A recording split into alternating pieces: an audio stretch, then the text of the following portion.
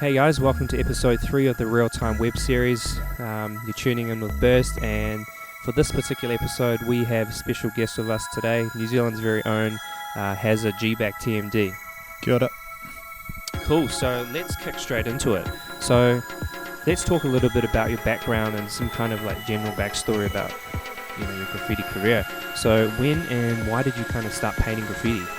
I think the first bit of graffiti I did just in regards to tagging was in 99, and that was just due to a friend of mine at the time was into tagging, and he had convinced me that it was like a cool thing to do. I didn't really know too much about it. I'd seen a few pieces around the city, but nothing that really kind of inspired me to go out there by myself.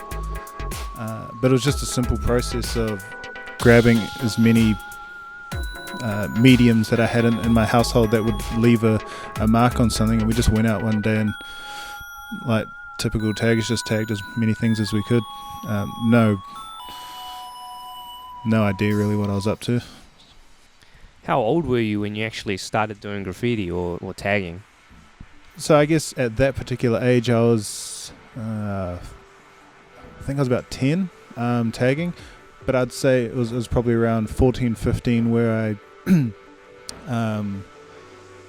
kind of started recognizing, I guess, more graffiti around Auckland, and it was just becoming a little bit bigger around where I was and whatnot.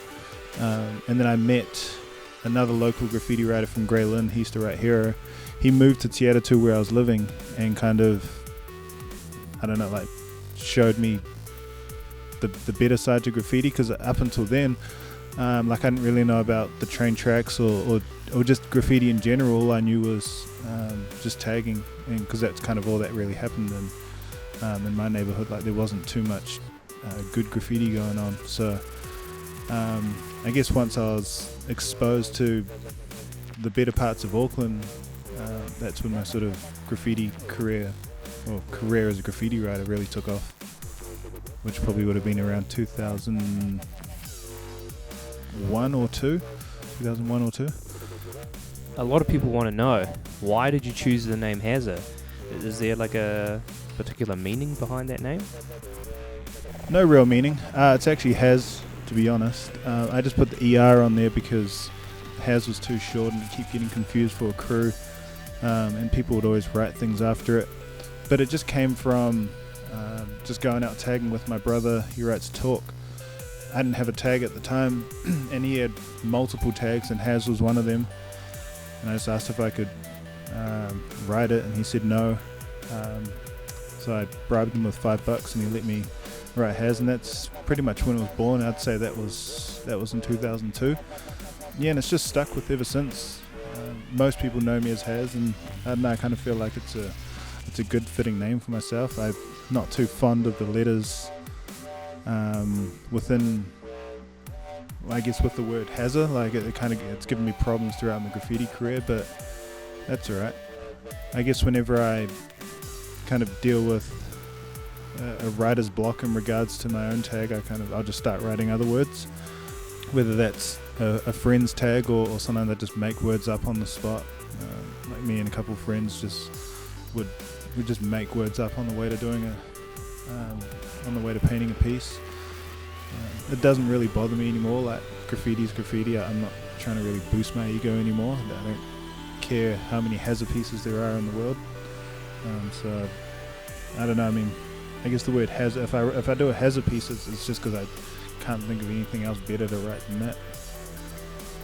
It's quite funny, eh? So many millions of words in the world, and we've got some people that have their whole graffiti career writing that same word over and over again. I think that's kind of interesting. What would you say is one of your most kind of memorable or worst experiences in graffiti? It'd probably be easier if you asked me what era. But I don't know, I think the ones that I enjoy, it's generally just like crew missions. Like those are generally like some of my best graffiti moments. Although in saying that, the best ones are also the ones where I just go out by myself and kind of find a spot, execute it, and then go home, and it's like nothing ever happened. It was, I don't know. That's a hard one to answer. So many memories. Any worst experiences that you want to talk about? I don't know. Getting chased, I guess. I mean, there's nothing unless you get away. Like there's nothing sweet about getting chased.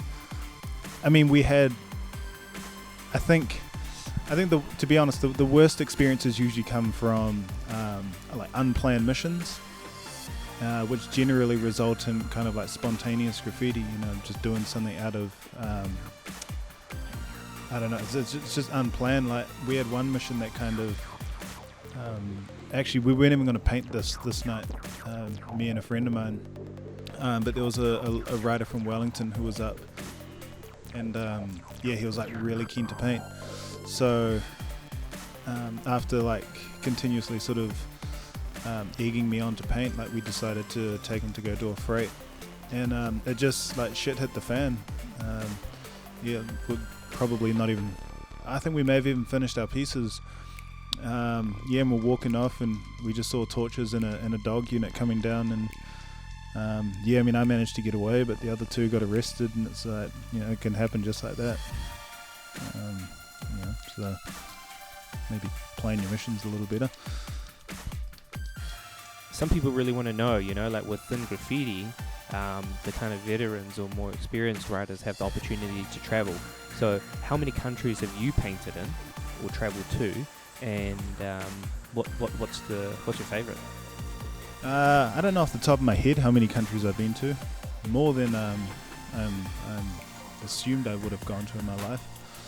A country can have shit graffiti. I guess it's just the experiences that you have there, or it might be a dope city to go paint, but if you go with the wrong people and have a shit time, then I guess that has an effect on it. I mean, I actually really enjoy painting in New Zealand, to be honest, because I understand my environment, and if shit hits the fan, like I know where I am and stuff. You can get a little shook overseas if shit goes down, and you don't really know where to go. And I guess if it doesn't really go your way, there's nothing worse than getting arrested overseas. I mean, I've had it happen before, and it's not sweet. So I don't know, but to answer that question, I guess off the top of my head, San Francisco is one of the coolest places I've been to. I just enjoy the vibe there. But all throughout Europe, it's dope. Asia, I don't think I can really name anything. Like I said, it's just kind of who you're with or what you kind of go over there for. I mean, I just got back from Jakarta, and I had an amazing time there just because the writers there were really into it, and they gave me some dope spots to paint. Well, speaking of missions and kind of experience, what would you say is one of the weirdest missions that you've actually been on in terms of what you've actually seen when you've been out there or something happening? Oh, I guess most Auckland writers will know this story, or may have had similar sort of run-ins. But there's a freight yard in Auckland that's also notorious for where I guess guys that want to experience more in life meet up with other guys to what I'm only assuming is go have sex somewhere, and it just happens to be the same route that you need to walk through to get to the freight yard. So it's crazy. You're there for both the wrong reasons, and I doubt either one of us want to engage in what we're there for. But yeah, it's crazy. You kind of just run into these people, and they look at you like, I'm sure you're here to paint graffiti, and you look at them like, I'm sure you're here to fuck some other dude. So it's crazy. It's not the kind of things that you kind of imagine you want to see in your lifetime, but I mean, it happens and it's out there, and I'm sure there's worse things. In terms of your graffiti career, you've been painting graffiti for quite some time now. So, and you've painted in a whole heap of places. Have you ever actually run into any beef or confrontations with other writers? Yeah, I think most writers, well, especially probably back in the day, I don't think it happens too much now, because it's the passion isn't there, and I guess no one kind of wants to get into the beef thing. But we had like a little run-in when we were young. I mean, I was only 16, and we kind of had a little beef with a local crew from Auckland called DPG, who were a lot older than us. They'd been in and out of prison and stuff, and we kind of just happened to accidentally cap one of the things, and it got out of hand. But we just heard rumors that they were out there to kill us and stuff, and we actually ran into one of them one day on the train tracks, and I knew who it was, and I had to tell him a lie, because I just knew right then. Like I said, I was only 16. Had I admitted who I was, I probably would have got my head smashed in. Comparatively to the graffiti scene from the early 2000s till now, do you still think it's quite similar or different? Because personally, I feel like in the early 2000s, the graffiti scene was much more hostile, and people would jump you for your paint, if you were kind of out there alone painting. And I don't feel like that's something that would necessarily happen today. Yeah, I think back in the early 2000s, and I think one of the reasons that graffiti has died off is, I think, the element of, not that I'm like a hip-hop fanatic or anything, but in the early 2000s and even the late 90s, like, hip-hop was a big thing, and people felt they had to be included in all of these elements, I guess. So you just had like a lot of kids that were taggers, but they didn't even tag, they just had tags, and just that was kind of your weekend ritual of going to a party, getting drunk, and then just meeting up with other writers and going out tagging. I don't know if that happens anymore. Maybe it does, and it just gets buffed super quickly and you don't get to see it. But I think the city was like a little bit more run down back then as well, and like the buff wasn't as apparent as it is today. We have the zero tolerance program going down in Auckland, so it's like your graffiti doesn't last long. So why would you kind of risk getting arrested for something that's not even going to be seen by anyone? It kind of defeats the whole purpose. That's what graffiti was for in the first place, was just to get props with amongst your peers and stuff. But if no one's seeing it, then who are you really doing it for? I know a lot of people will say that they do it for themselves, but those morals will only get you so far before you realize that you're just walking around in circles with a blindfold on. That's very true. What would you say is the biggest mistake you've made in graffiti? Not doing more, maybe.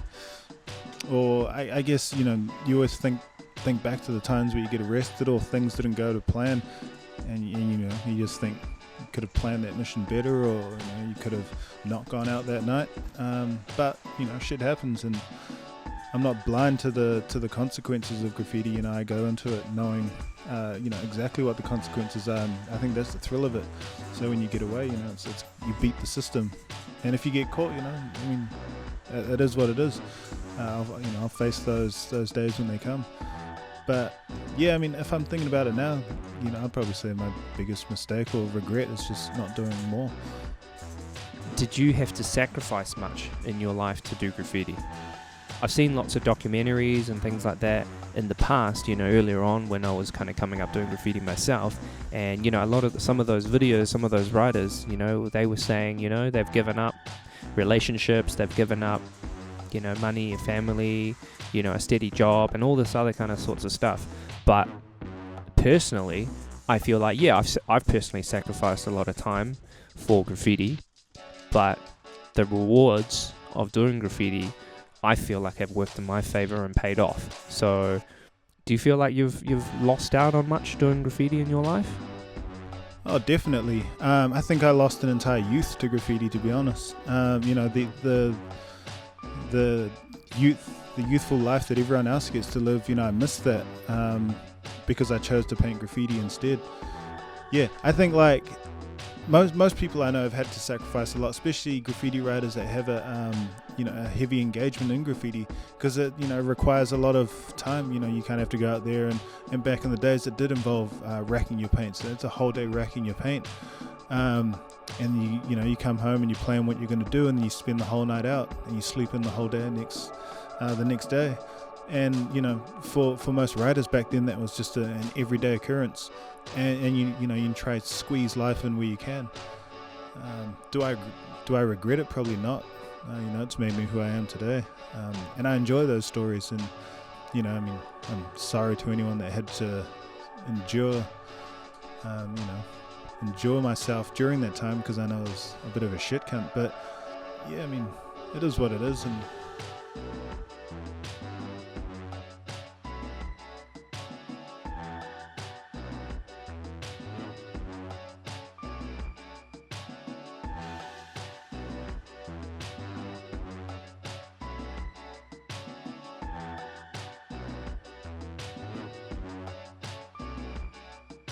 Moving on to the next section of questions, which is more about your kind of crews that you're a part of. Firstly, personally, I know that you're a part of two crews, which is GBAC and TMD. People really want to know, how long does it take to do one of those GBAC rollers? Too long, to be honest, but they're all worth it. And I think the history of GBAC is founded on a lot of those big roller pieces. For most kids in New Zealand that have grown up following our graffiti, that's generally the first thing that they sort of relate to. How long does it take? Well, it depends how many of your crew show up. The more hands, the quicker it is, but it doesn't always work that way. Not everyone wanted to sacrifice their life for graffiti, so you find yourself out there with yourself sometimes, but that's so good. I'm down for the crew, and so if it takes me a whole night, it takes me a whole night. But ideally, it'd be better if there was more people there. I guess the one roller that everyone generally asks me about was the one down in Orake Bay in Auckland, across the water, and that was a crew mission. That was a well thought out crew mission. I think we spent about 3 months planning that, and it was quite the mission. Basically, it was just one of the guys in the crew at the time. He used to write dice. He kind of took it upon himself to plan this entire mission, and props to him, and it all went to plan. But it was heavy work. It was 3 nights out in the cold, and 2 of those nights were spent in the water. I think there's like about 12 or 13 of us out there that night, or those 3 nights. I believe we had, I honestly can't remember how much paint we went through, but on the last night, because we had to work towards the tide on that one. For anyone that doesn't know, the roller piece I'm talking about, it's pretty much a pipe that goes across one of the bays in Auckland. But every obviously the tide comes in and out, and when it comes out, you can get a good shot at it. But on the last night, we were determined to get it done, and the tide had come all the way in. That was up to our chest when we were finishing up, and all of our materials had floated off in the water.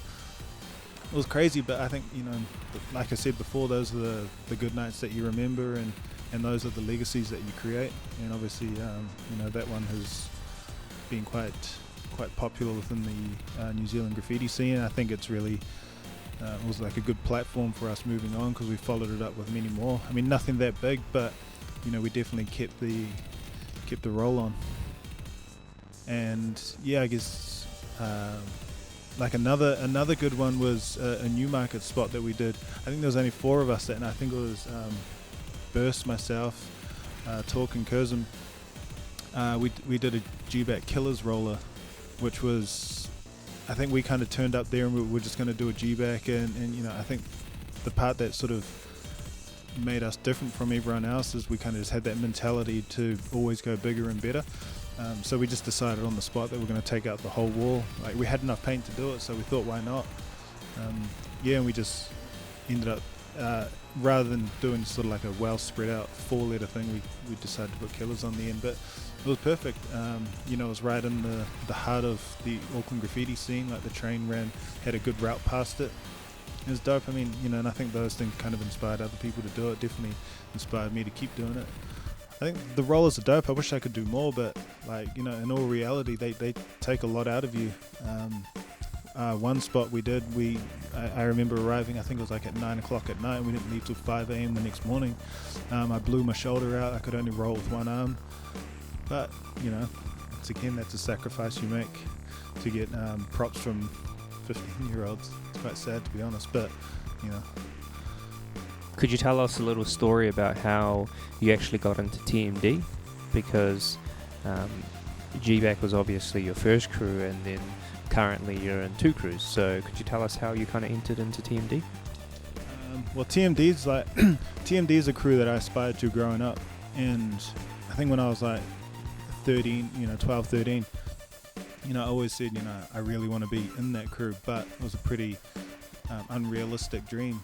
And then, I guess I met some other riders, Burst and some of the other guys from the AK crew, and we kind of just formed our own thing, and that dream kind of just became like it just vanished, and like it didn't really bother me anymore, because like I had my own solid group of friends that we all were extremely like-minded, and I think that's what built our success. But I guess through that, it kind of caught the eyes of like a lot of the TMD dudes, and when I got older, I guess maybe my mentality kind of started to align with with what they were up to, and I think if I remember, Askew kind of put it to me, and if I'd be down to join, gave me a little bit of time to think about it, and then we went to I think it was the Decepticons' final concert that they were going to do, and all of TMD were there, and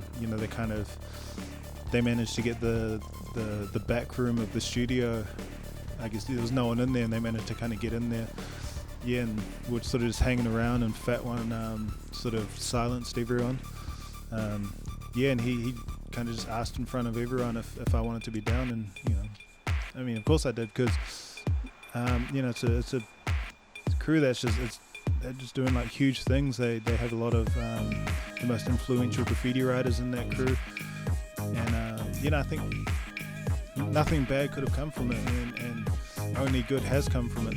So it's I'm stoked to be asked, and I'm stoked to still be in it. So after you got invited to join TMD, did it make you become more motivated and active, or what did that do for you? To be honest, and I feel like I see this happen with a lot of people, no, it didn't kind of like bloom my graffiti career, and like I said, I think I've seen with a lot of people. I don't know if it's they kind of feel like they've made it, and they don't need to keep doing as much as they used to, because they've graduated to the next level. I actually think that was maybe a point where my graffiti career sort of took a notch down, and in regards to being active. I'm definitely I've improved a shitload from there, but in regards to being as active as I used to be, I don't think I had blossomed into an all-city king after I got put down into TMD. Obviously, both of us are very fortunate enough to have started our own crews and also be a part of something that's greater and something that's established. But I know that there are some riders that are out there that are kind of just starting up and aspire to be in a crew, or be put down, or don't know how to start a crew. So how important is actually being a part of a bigger picture with other people and your development as a rider? It's extremely important. There are very few riders out there that are that are kind of still riding the solo boat. I mean, there's a couple in Auckland, and props to them. But I think it's extremely important. But it's not even about just like, oh, we're a crew. It's more like identifying with the people that you want to be in your crew with. That you guys have the same goals. I think that was it's not even like I think. I know that was GBAC's point of difference, that we all just shared the same mentality of we want to be dope riders, and we want to be up, and we want to go big, and we want to keep going, and we want to be in like as many places as we can. And I think not even I think I know that was the formula to our success. And you see that that's also the fall of some other people is they no longer share those morals and all those goals and stuff. So I think it's extremely important to get in a crew, but like I said, it's more important to know why you're in a crew to start with, and what your goals are. I mean, do you want to be in a crew to just like do dope pieces, or do you want to go all city? Because I mean, there's no point in having a goal to go all city if you buddy up with the guy that's only into doing legal wars. I mean, I guess that's my thought on that stance. One thing that I found within our crew is that we actually vibe with each other still beyond the graffiti. Like we can actually hang out and kick it together.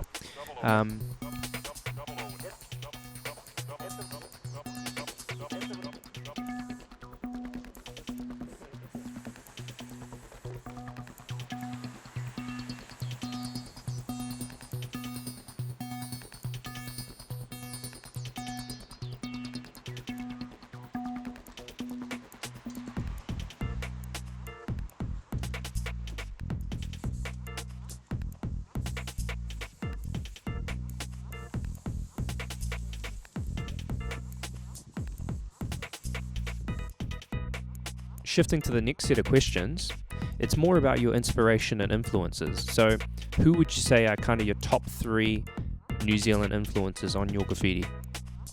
I think from the get-go, I think Askew's right at the top. He's just someone I followed since I started following graffiti. I think he's got an extreme, he's got a really good eye for graffiti. I think, style is something that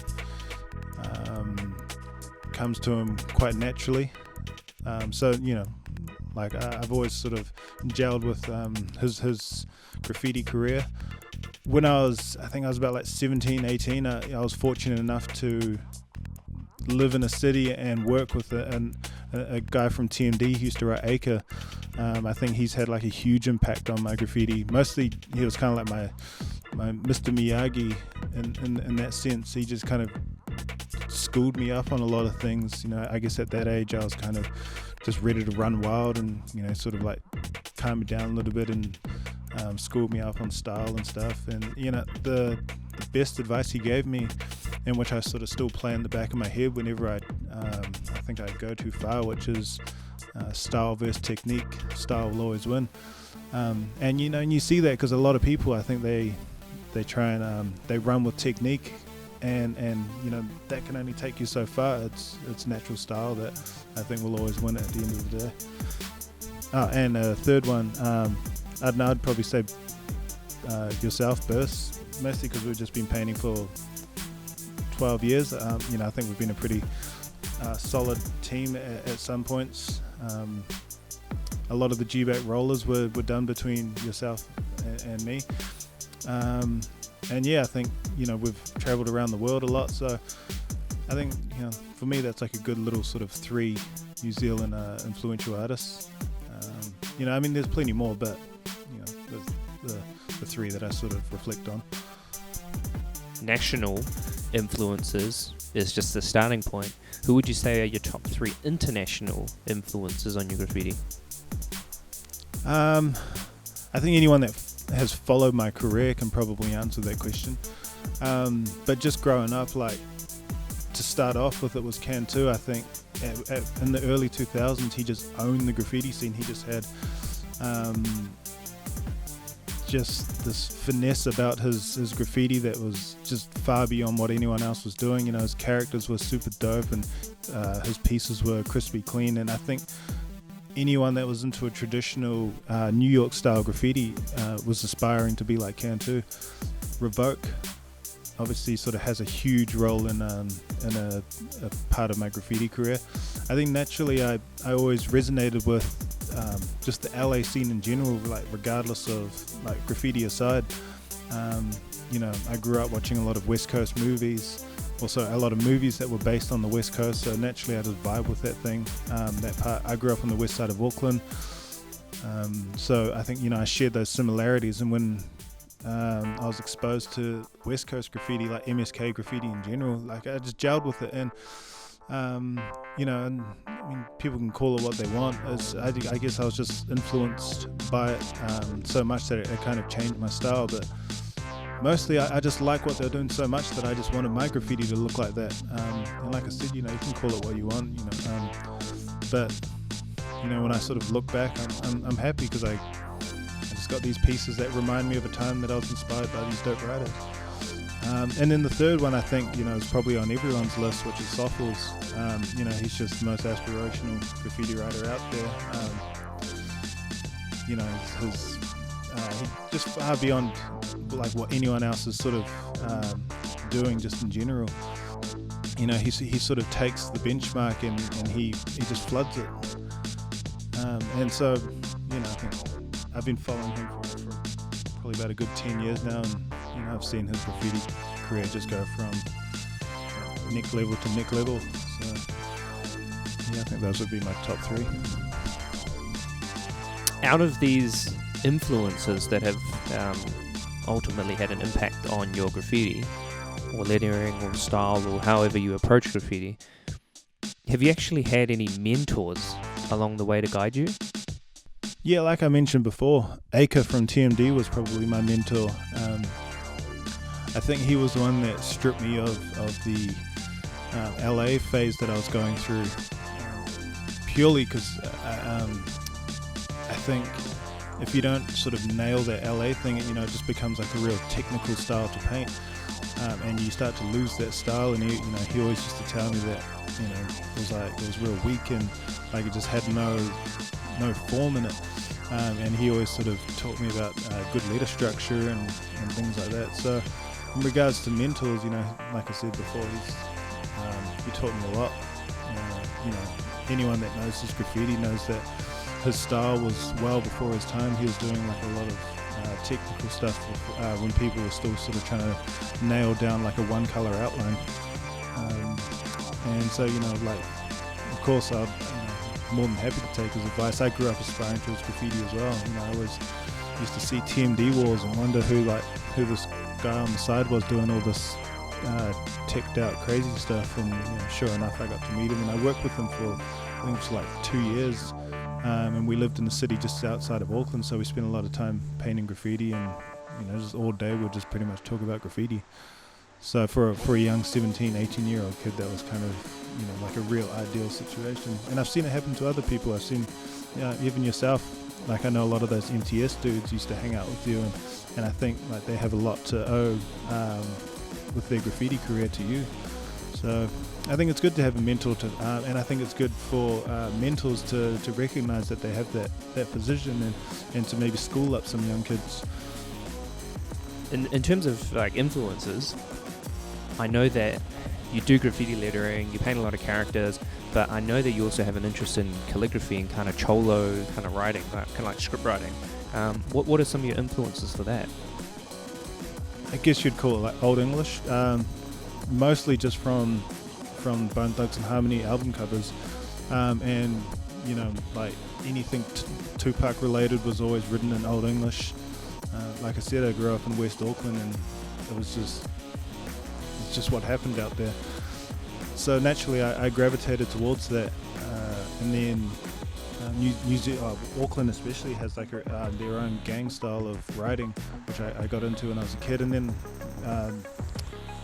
obviously I sort of moved through the LA phase and saw what they were up to and adopted a little bit of that. But it's all really, I try and keep it my own. it's just intuitive script writing, pretty much. Like I really try not to copy people. I think Retina's been doing it for so long now. Like, it's really hard for anyone to sort of do calligraphy murals or anything like that without looking like they've sort of been researching what he's up to. But I'm sure he had the same thing as well with Chaz, but I guess he just held it down for so long that he grew out of that phase, and now he's holding it down by himself. I did go through a thing where I tried to make art out of it, but it's not me. I think I think graffiti is where I'm at. I still enjoy doing it. I like the look of chisel tip writing, so yeah, I don't know. Maybe we'll see it come back. Yeah, having painted for maybe up to 15 years now, what would you say your original kind of objective or aim of doing graffiti was when you first started, and compared to now, what are the reasons for you still do it? They change all the time. When you're a kid, your dreams are bigger than your realities and stuff. But you sort of, when you succeed those, so, what else do you go on to? And you create all these new goals. For me personally, I've kind of met most of them, so it is like a little bit hard to aspire to go out and paint graffiti. But I've just been doing it for so long that it's just second nature. If I don't do it, it's weird. If I do it, it's weird. But I think for me to do it is more productive than not doing it. I don't know what I'll do if I'm not doing graffiti. So if you've achieved all your goals in graffiti already, and I know you understand what you're saying is that it's become second nature, but then what's the motivations or reasons for you still to do graffiti now then? Like I said, it's all I know. But that's not to say that I don't enjoy it. Like I think I have like a little crush on letters. I just enjoy letters. Even typography. The only reason I don't really like typography is just because it's just lame sometimes. So graffiti kind of steps in, and I just love letters, and I love bending the letters into shapes that they're not supposed to go in, and sort of distorting them. I don't know. Yeah, I think I just got a love for letters. I think that's the only thing that keeps me going. So much to explore in the world of typography, graffiti-based lettering, calligraphy, script writing. So many ways and directions you can push that. So I can definitely see the creative motivations for you to keep doing what you're doing. But have you actually ever considered giving up graffiti and doing something else? Before GBAC, maybe. After that, it was kind of like I'm locked in. This is life. This is what I'm into. And it is, like I said, I've invested over 10 years of my life into it. So I don't really see the point in giving up. It would just make it all worth nothing. And there's nothing wrong with what I'm doing now. So no, I don't plan on ever giving it up. And if I can help it, like I'd love to just keep doing this for the next 15, 20 years. I don't know what the world has in store for graffiti up until then, but and I don't even know how I'm going to approach it, but I don't know, we'll see. I don't plan on giving it up, but maybe I won't have a choice. We know that you're not going to give up graffiti, but I also know that you're doing something else on the side as well. You don't just do graffiti for a living, right? So what are the kind of career path have you actually gone down as well as graffiti?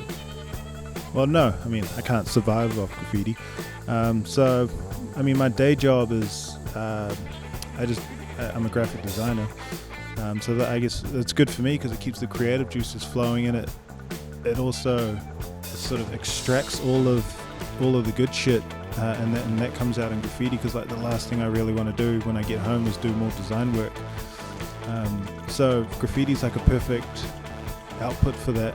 So, it kind of lets me have the best of both worlds. And I don't think I would really want to do graffiti full time either. As soon as it becomes a job, you lose that motivation to want to do it. Graffiti is something you want to do, like it shouldn't be something you have to do.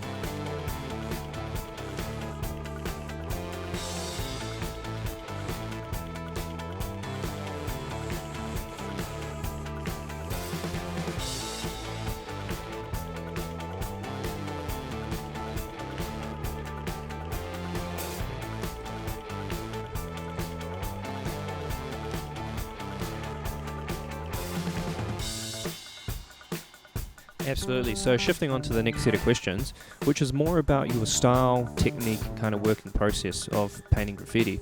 Could you actually explain to me and the viewers what would be your kind of key or main phases of development in your graffiti style over the course of the past 15 years?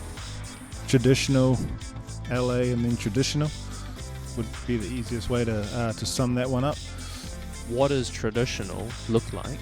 Traditional graffiti lettering look like, and what does West Coast graffiti look like? Traditional graffiti, for anyone that knows, which I think if you're watching this, I like to imagine you should, is I guess just New York graffiti, which it's just distorted letters, but they still hold like a strong shape. And West Coast graffiti is pretty much based around more of a chisel style graffiti, where it's thick bars that go into thin bars, and there are, I guess, a lot more wild style out there, whereas New York, and this is just my own opinion, like based on kind of what I've seen, but I imagine in New York, like the point wasn't to do like a crazy wild style burner so that no one could see it. It was simply so that someone could see your piece and they could read it. And I enjoy that. Like I enjoy strong letter shapes, so I think that's why I kind of gravitated back towards like a more traditional style. Awesome. And what would you say is kind of your creative process before you actually go out and paint on a wall? What do you do? Before I got into graffiti, like I used to do a lot of breakdancing, and I think that it's kind of probably what inspired me to get into graffiti, like the whole hip hop 4 elements thing. I mean, I was never going to rap or DJ, but art kind of was natural for me.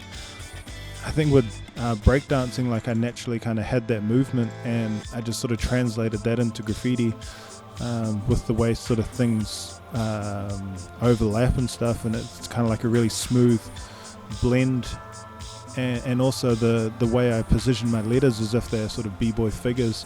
I like to imagine, there's two styles of letters. They're either standing up or they're sitting down. Like I take an A for an example. It's got two stalks, so it's obviously standing. And you take an E, it's sitting down. So that's generally how I sort of imagine the letters in my head. And I imagine they are like little b-boy characters.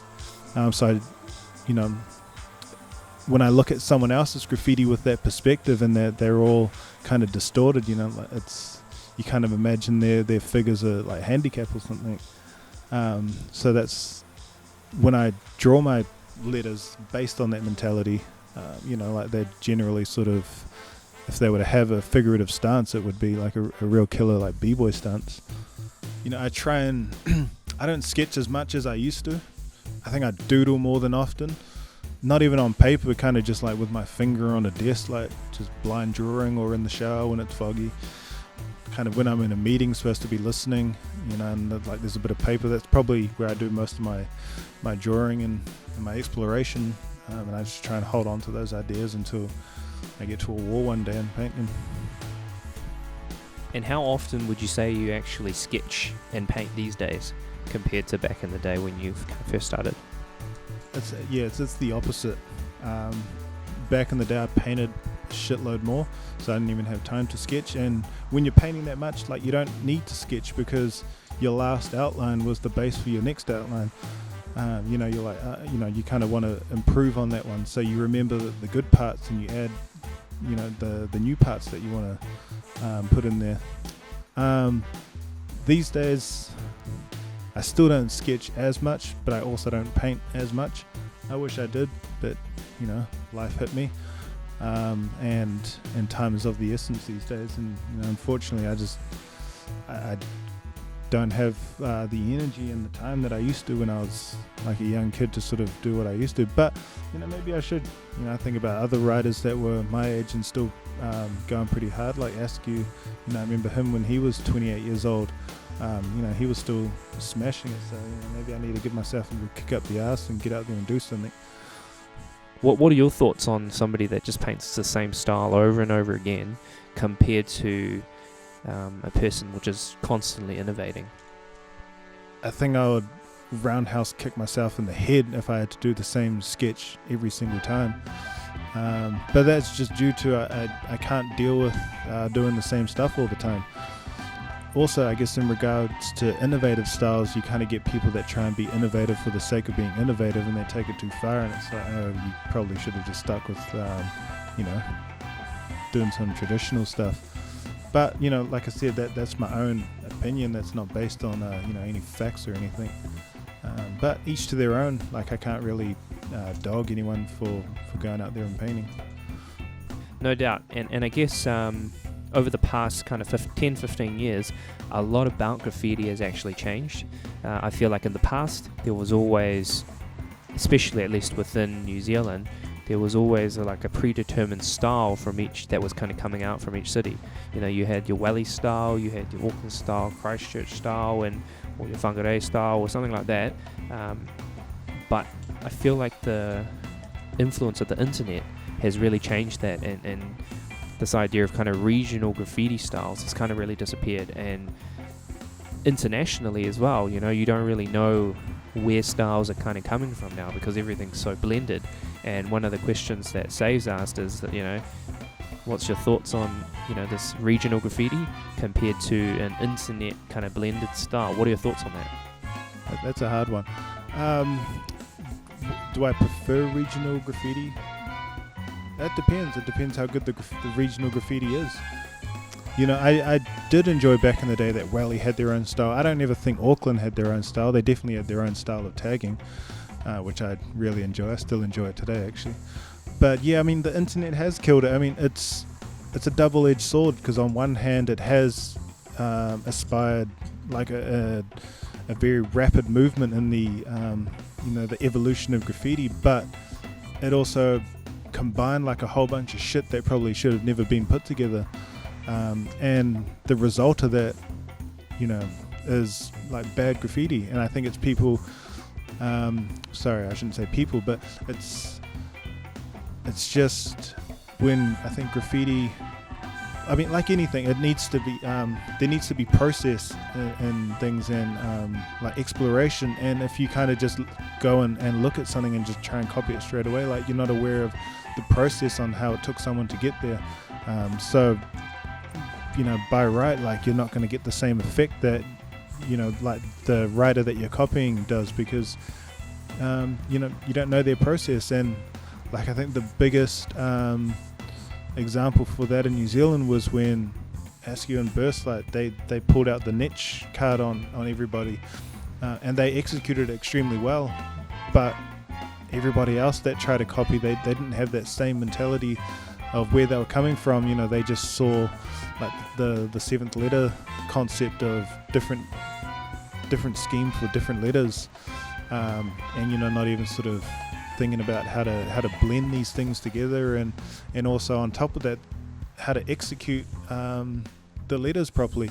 And then on top of that, once again, when you go back to style versus technique, you got a whole bunch of people that are just painting with techniques but no style.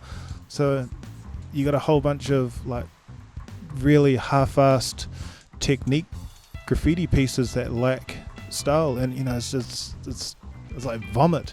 I'm not going to name or shame anyone, but that's just what it was. And I think those are the that's the negative of internet graffiti, is when people take stuff that they don't understand and they don't use it in the right way, and it becomes an eyesore for everyone. Sometimes I'd rather just see straights on a fence than sort of look at some of the graffiti that's coming out. And that's not like a hatred thing to say, but it's just, I wish people would spend more time in trying to execute their pieces and being a little bit more proud about them. So on the topic of style and this idea of all these kind of random styles coming together in seemingly kind of uncanny ways internationally, what would you say, for the next generation, or even the generation of now? How do writers become trendsetters compared to trend followers? Don't switch up every 10 minutes. Like, first, I guess don't follow trends. Like, that's the first way to not be a trend follower. But I'm only finding my own path now. Like, it's been a long process for me, but that's simply because if I see something and I like it, I just want to copy because I just want to have the pleasure of painting something that I enjoy. You know, I mean, it's almost like art karaoke. It's like just doing cover songs of, you know, other people's styles. But, you know, and if you're happy to do that, then, you know, by all means, you know, but you'll just probably be in the trend followers category for a while. How do you trend set? I think the only way to get through that is just to paint a lot, because through painting a lot comes exploration, and through exploration comes you know, all the good stuff. It's through that, like, you kind of accidentally stumble across you know, all of the things that make it good. You know, like I witnessed the Astro phase in New Zealand. It was I mean, everyone kind of has their own story of how it came about. I mean, the way I saw it was Burst just got sick and tired of doing big highlights and colouring them in, that he just put an Astro and just went from fat to skinny to emulate that same line. And then, you know, that bled out into the background, and then eventually became part of his aura. And then, you know, but it was a process and it was evolution. Anyone else that I guess tries to emulate that aren't really sort of aware of where that's come from, so they just see an Astro line as an Astro line, and you know, I guess they don't approach it the same way. But, you know, like I said, to be a trendsetter, I think it just comes from painting as just constantly painting.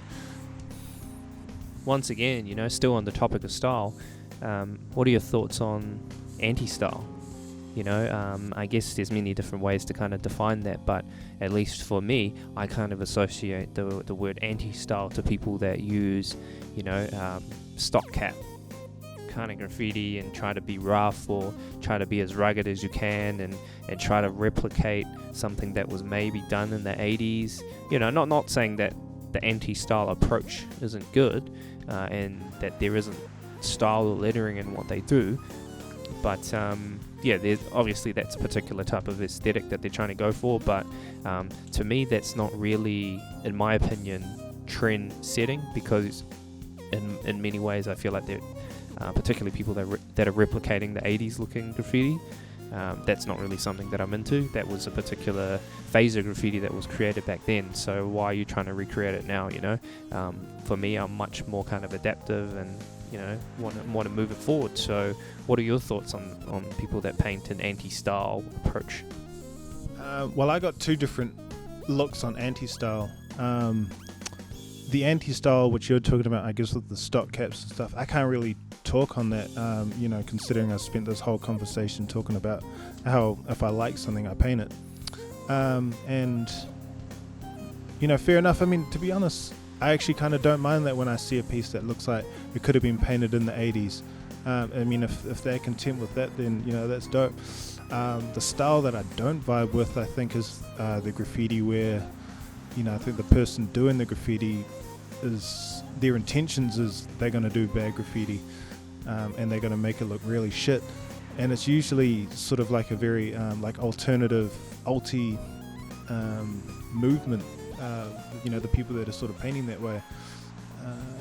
You look at where it sort of came from. For me, it sort of came from Europe, but I see it came, you know, it had a reason to have that look, and it was simply because when trains became harder to paint, you know, you had to resort to back jumps and stuff, you know, where you only get 3 minutes to paint, so of course you have to paint.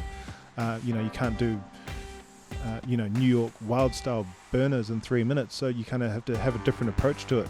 So once again, that came through like exploration and process, but simply deciding that you're going to be a graffiti writer one day and that your style is going to be shit, like, you know, that's, I think, I don't know, I mean, I can't see the logic in that, you know, but whatever suits them. But I mean, if you're asking my opinion on it, then, you know, I don't like it. And you know, it's not just being a hater, it's just I like what I like, and, you know, and I don't like that stuff. So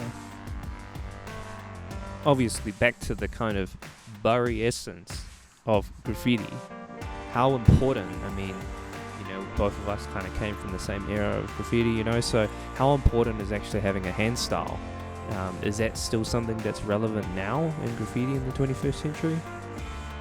I regard hand styles as like the top of the pyramid in regards to graffiti, because that's where you get to really like show off style and stuff. And I think it's super important. And I think if you have good tags, then generally you have good graffiti, because you just turn those tags into like thicker bars, and you put a connection here and there, and then you got a dope piece.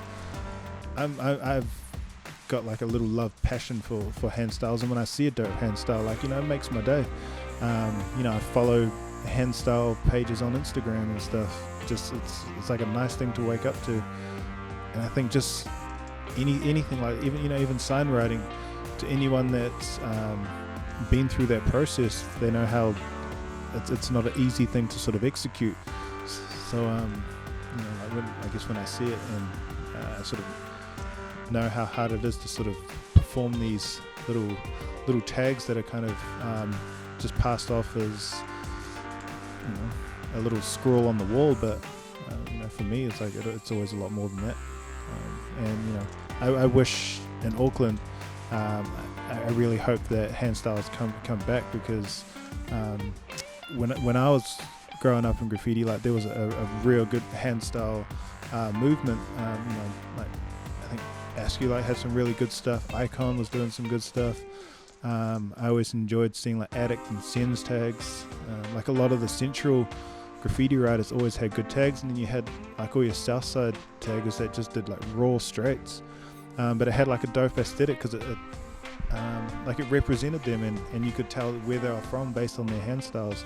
And even on the west side, like we had our own sort of straight style out there, and it's like we kind of owned it. And I think that's been lost, or maybe it's just been fused so much that like there's just no style anymore. It's just like one it's like niche tagging, and people sort of have lost that what would you call it, I don't know, regional tagging style, I guess.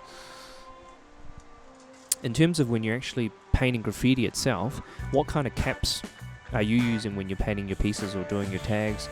Is there any advice you'd give for kind of can control? That's actually not like a department that I excel in. I just use kind of like a NY cap, because it gives me a consistent line. I use a fat cap because it fills my piece quicker, and where necessary I use a skinny cap if I need to do a skinny line. Like, unfortunately, I'm not like Soffles and all those guys that can perform tricks with their cans and stuff, but and that's what makes them dope. I wasn't blessed with those abilities, so I can just have to work with what I have, which is 3 caps pretty much. And my pieces, I guess that's why they sometimes look pretty static, because it's kind of like a 2-inch outline around the entire thing, and then a couple skinny lines here and there. But I'm content with that, and that's what I like about it. If I try and change for any other reason, once again, I guess that's how you find yourself in the trend followers region.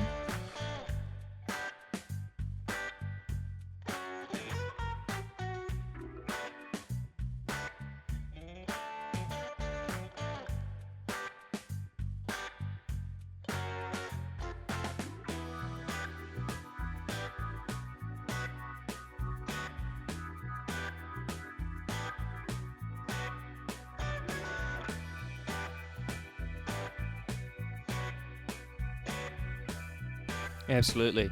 And I guess shifting on to the next series of questions, which is more about colours and the spray paint brands or spray paint itself. How do you actually go about choosing particular colour schemes, or are they usually something that's kind of freestyled and quite random? Once again, that's a department in graffiti that I'm not blessed with. I mean, just in art in general, like, colour's not really my thing.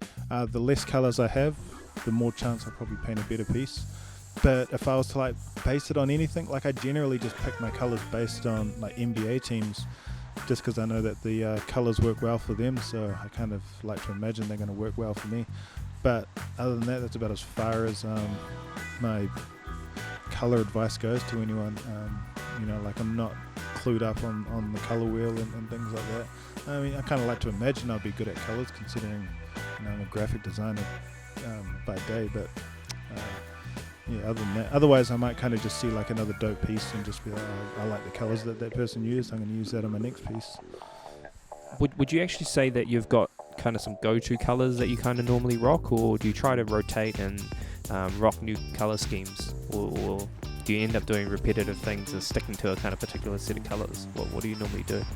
For a period, I think I had a typical color scheme based on just being down here in New Zealand.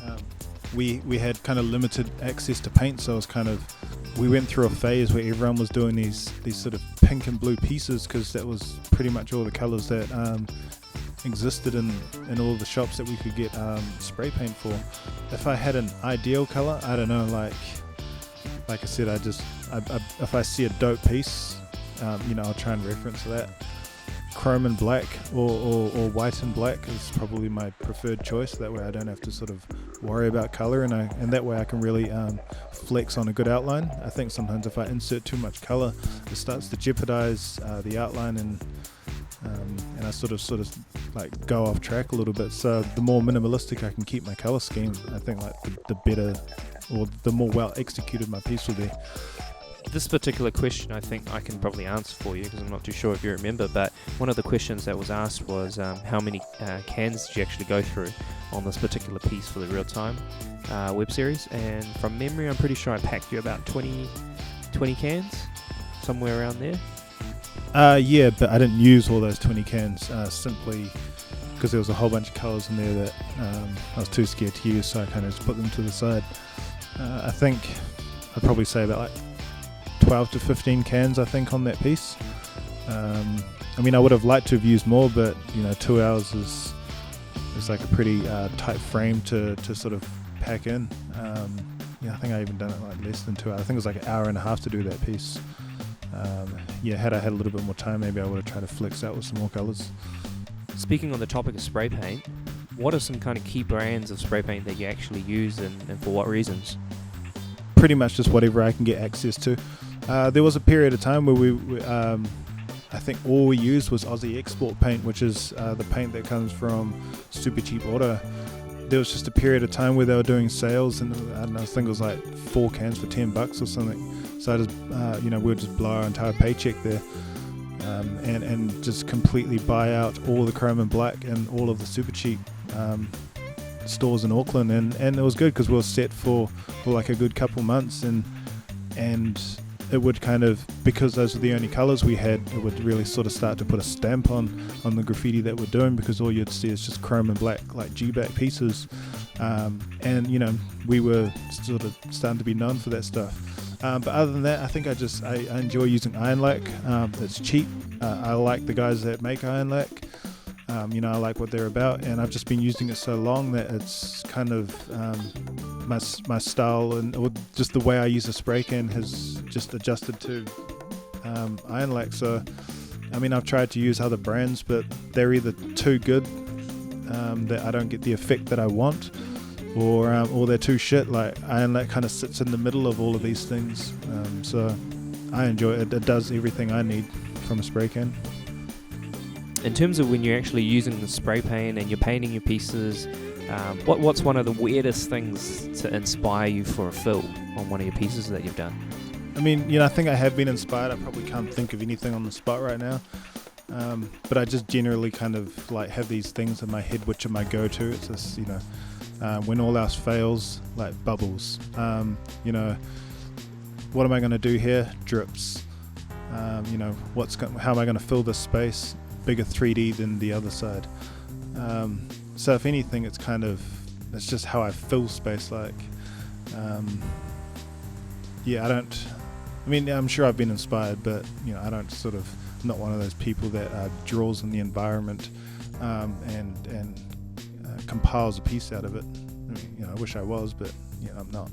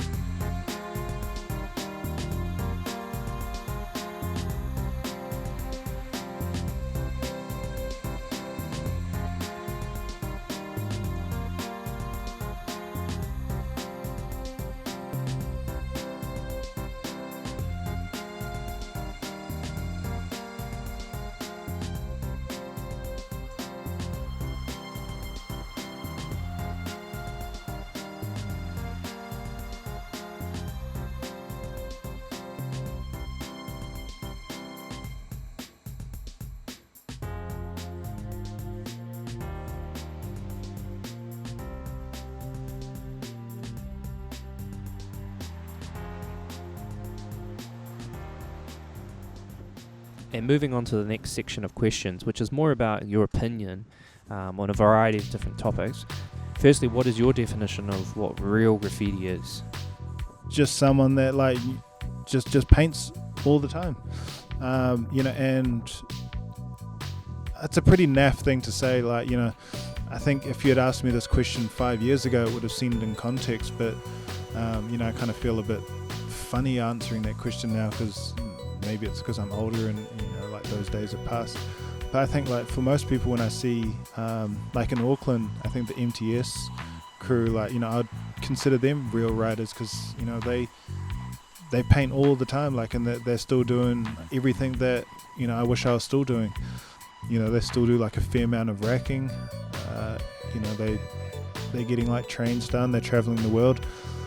Like for me, that's a real rider, just like someone that's doing it purely to have fun. Like I think being too serious about graffiti riders is in most parts can be how most graffiti riders drop off when they sort of start thinking about it too much, and or you generally like life kicks in, and you have to sort of start putting those fun times aside, and saying that's kind of maybe sort of why you sort of stop doing those things that make you a real rider. On the topic of actually doing graffiti and what is a real rider and maybe what is not, is it actually possible to make a living from doing graffiti? Because I know that Askew has asked this question in episode 2, so it'd be interesting to see what your perspective is. I mean, and he was right. I think his look on was like, no, you can't make a living off painting graffiti, and everything you do is not a living; it's to support a habit. I think the question, I think the way it's been asked, I think is can you make a living off using spray paint? Pretty much like just painting shit with spray paint. In that case, maybe yes. From experience, the very short time that I tried to do that, it wasn't a very happy time.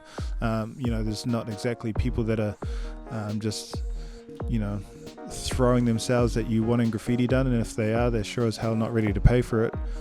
So can you make a living on it? If you want to be broke, maybe. There are a few people in the world that are probably doing it quite well. Props to them. Like I said before, I preferably would rather not, because once it becomes a job, it's sort of, I lose that motivation to want to do it. It's, it's something that needs to be done. It's something that I kind of just want to do because I want to do it. Awesome, man. And how would you see graffiti in the future? What do you want to see more of? More, I guess.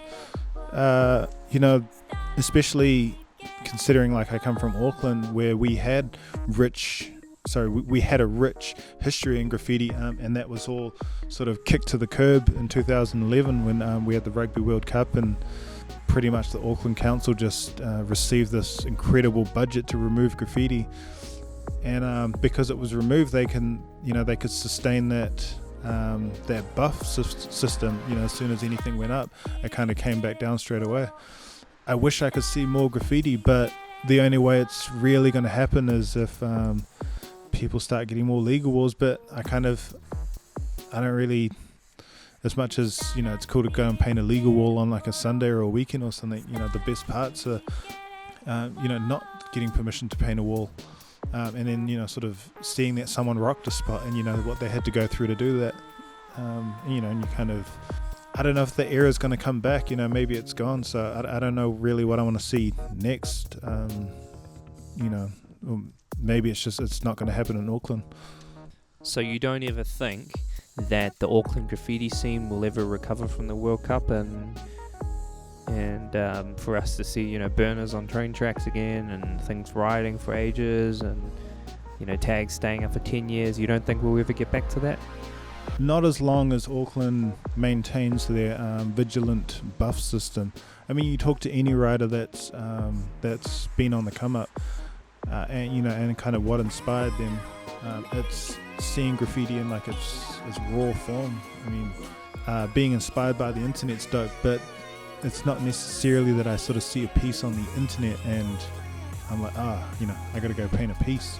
But if I see someone rock like a dope spot, like that inspires me. And that's what inspired me, like growing up.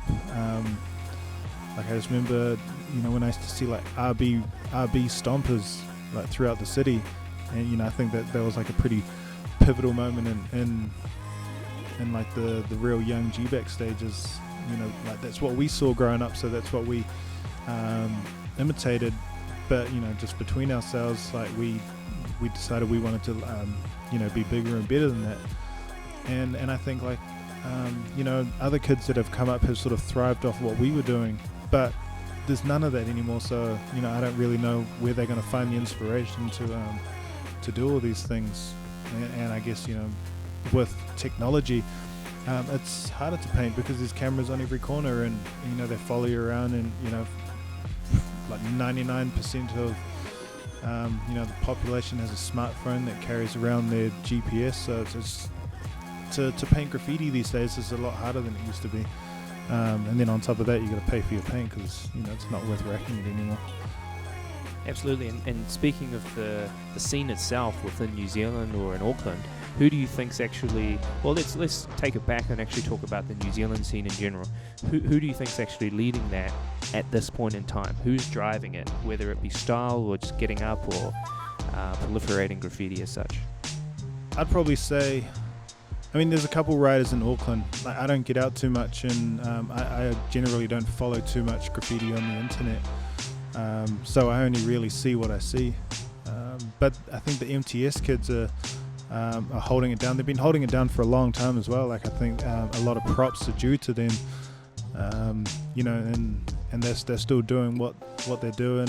And they still get out and they paint daytime walls and stuff. Like they kind of didn't drown themselves in that undercover world that I think kills a lot of writers. There's IK are doing some, they're constantly painting, which is dope to see. Like, it's just, I think for me, when I drive past a vacant spot, and see that someone's got in there, it just makes my day. It would make my day even more if I was in there, but someone else is in there, and so I just wish I could see more of that. Awesome, man. And what would you say that, having been a part of the graffiti scene for the past, 15 years, what are the top likes and dislikes of the scene? Just opinions, I think. For me, and I think for most of anyone around my generation, like the thing that gravitated us towards graffiti was generally, it was like a rule breaker. It was, if you weren't rolling with what everyone else was up to, graffiti was your thing. Whereas now it's kind of like, and then like I guess when you start painting graffiti for a while, and then you sort of start running into more people, and then they hit you up with all the rules of the book. It's just like, come on, man. Like I got into graffiti to avoid rules, and now there's rules. Because everyone's got an opinion, and they're telling you can't paint here because they own the yard or things like that. And it's just like, well, no one owns the yard. Like NZ Rail owns the yard. It's a fair man's game. And so when you run into like opinions and stuff, like I think it just like kills the spirit in it. So I think, just throughout my career as a graffiti writer, like opinions are generally like things that I hate the most. This interview's based on my opinions, so I'm not surprised if anyone's going to be a bit hateful towards me by the end of this. But what do I like the most? I think just meeting like-minded people. I think you don't have to be of a certain demographic or culture or race to be a graffiti writer. You simply just have to pick your balls up and tag on a wall, and suddenly you're a graffiti writer. So when you meet like-minded people that are not from your circle, like that's always dope. My best friends are graffiti writers, so yeah, that'll probably be like my love and hate for graffiti. The Iron Lac writer team, there's quite a lot of significant writers from all over the place. Who would you say is one of your favorite writers in that team? Well, they actually did a good job of compiling like the ultimate team, the bloody Avengers or something. I don't know. I think just my go-to option is probably Soffels, purely just because he's the man. Like, you know, he just kills it in every single way. You know, he's never nothing short of 100%, and so you just got to give it up to him. You know, but that's not to take anything away from anyone else. I mean, they're in that team for a reason.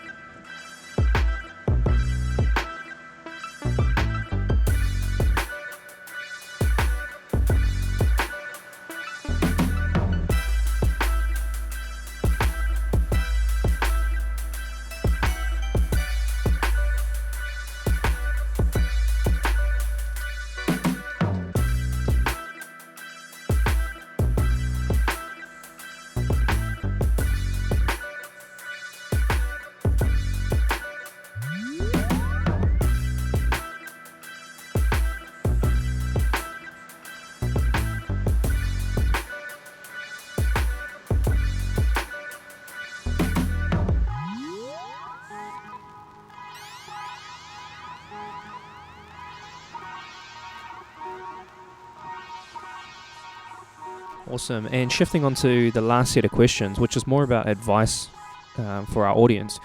What would you say is one piece of advice, if you had to leave some, that you'd give to the next generation of younger riders that were coming up? I think like history is crucial. I did a workshop one day. I think I was like 14 or 15, and Askew was like holding some workshop, and he showed me Star Wars, and I think that influenced me like a lot, because, you know, I was like, oh shit, you know, this culture that I'm a part of like spans back a long time. I mean, it's pretty common knowledge now, especially with the internet and all of that stuff. But I think history's good, especially like local history, like learning sort of all the dudes that came before you. That's a good thing when you're going over someone, to know who you're going over.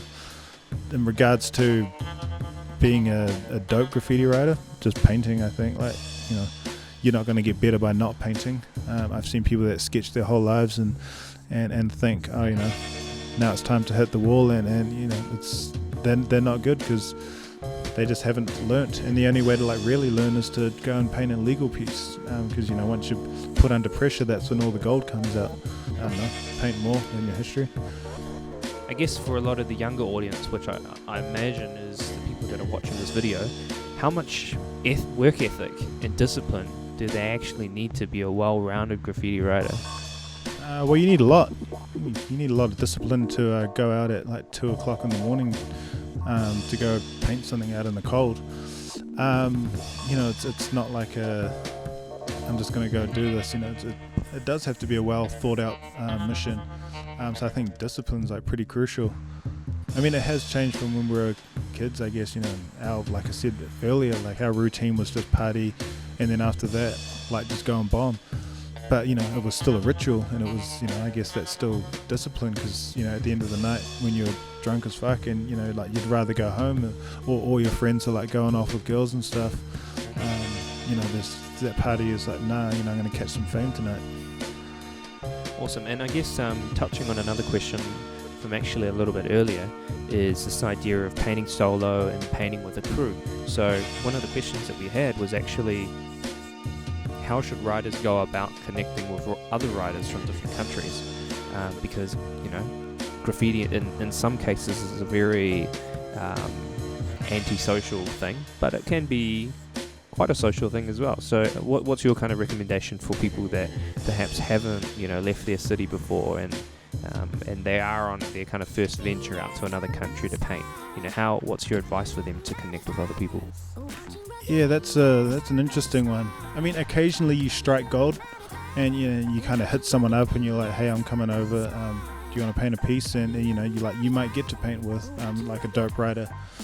You know, some people sort of they try and jump the gun a lot. Like they kind of go from painting 2 pieces, and next thing you know, they're kind of private messaging Soffels like, hey, I'm in your city, like, you keen to paint a piece? And it's like, well, you know, by right, like, you should probably like not, you know, like, I think it's a process thing, and you kind of, those things should be earned to paint with those you know, like sort of more well-established writers.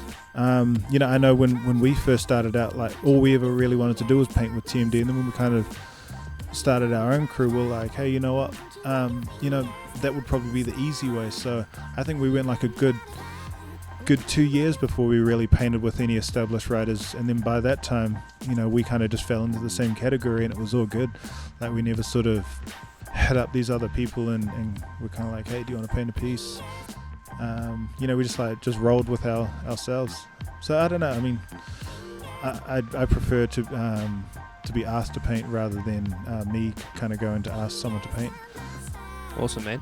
And the last two questions are kind of really about getting commissioned to paint some work. So would you say that normally when you are painting like commission work, that clients are looking for you, or do you approach clients? Well, these days I try to turn down as many jobs as I can, and I'll only do a job if it's like something that interests me. So generally, like, I don't go looking for clients, and I don't need to, because I can have a full-time job, so like rent's always paid. And then when they do come through, it's like, do I want to do it? No or yes, and I guess I'll make that decision when it comes. I guess on top of that, it's also like, is it worth my time? Because these days, like, I'm quite busy, and my time is actually more precious than like money. I'd rather have more time than do a job to get paid for something. Yeah, it also depends on like how much someone's willing to pay me. But generally, it's just, the way I price things is kind of the easiest way for me to approach it is it's kind of just like $100 an hour or something like that. And then, if they're happy with that, I'll do it. But or sometimes if it's a job that like I really don't want to do, but they're prepared to pay a lot, I'll quote extremely high. And if they're prepared to pay, it's like, well, cool, I'll do the job. I don't really want to do it, but if you're going to pay me that much, then why not? But in saying that, like, I don't go looking for graffiti jobs or anything like that. As I've mentioned like quite a few times, I'd rather not have to make graffiti a living. But sometimes it's good, sometimes it's not. But it's like a case by case basis thing. Awesome, Haz. Thank you very much for joining us for episode 3 of the Real Time web series. Thanks to all our listeners and watchers for watching this episode. Stay tuned for the next episode. Hopefully it is as insightful and interesting and telling as it possibly can be, as if you were actually there with the writer itself when they're painting the wall. So make sure you guys subscribe to my channel and leave a little comment below. Let us know, what writer you want next, especially if you're in New Zealand. We want to use this YouTube platform and these videos to tell a story essentially of the history of what New Zealand, where it's come from, where it's going, who are the people that have been involved. So, and most definitely we are intending with this real-time web series to expand to go to different countries as well. So definitely leave us in the comments below some international writers that you guys are wanting to see, because I'll definitely be making plans to go interview those people as well. Thanks.